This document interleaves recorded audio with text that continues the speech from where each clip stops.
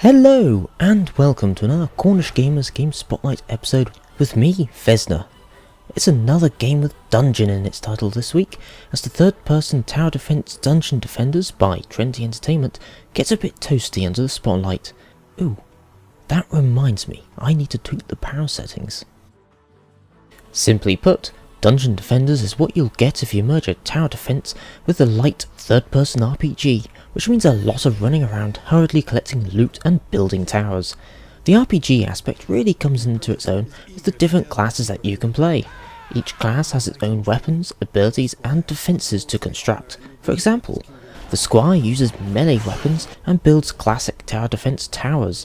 Meanwhile, the Monk uses staves, and instead of defences, he places auras that either buff allies or debuff foes. The game is both single and multiplayer, however one will quickly find that the game hasn't been balanced for single player, as one will find themselves having to fend off waves of enemies meant to be defeated by more than a lone wolf. This may be a bit of an issue for those 4 people lacking any social circles, but everyone else can enjoy multiplayer on a local split screen level, entirely online, or even both at the same time. Like many tower defense games, the gameplay always starts relatively calm, but within a couple of waves you're facing off literally hordes of foes just to survive the wave. Being able to make repairs and upgrades to your towers means that towers can have long lives and thus work up to a veteran status, plus you don't have to change your defensive line quite as much. Additionally, you can repair and upgrade your friends' towers if they haven't got enough mana left, the game's currency. Or alternatively, you can just straight up transfer the crystals.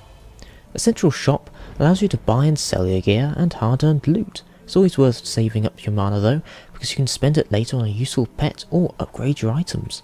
A nice bonus to this is that you can name an item once it has been fully upgraded.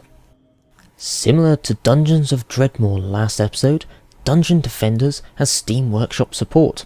Yet unlike Dreadmore, Dungeon Defenders has a steeper learning curve because a modified Unreal SDK is being used as the editor. This is similar to Elder Scrolls modding, where one has to learn how to use the construction set, or more recently, the creation kit, to be able to start modding. Dungeon Defenders has more DLC than you can shake a demonic sword at. There are the quest packs that extend the campaign and narrative, the hero packs, the holiday packs that add new costumes and sometimes challenge maps during a certain holiday, and finally there are the challenge packs that simply add a new challenge map. Surprise, surprise. All in all, the grand total of Dungeon Defender downloadable content comes to a whopping 21 individual packs. Whether they are all worth purchasing is basically left up to you.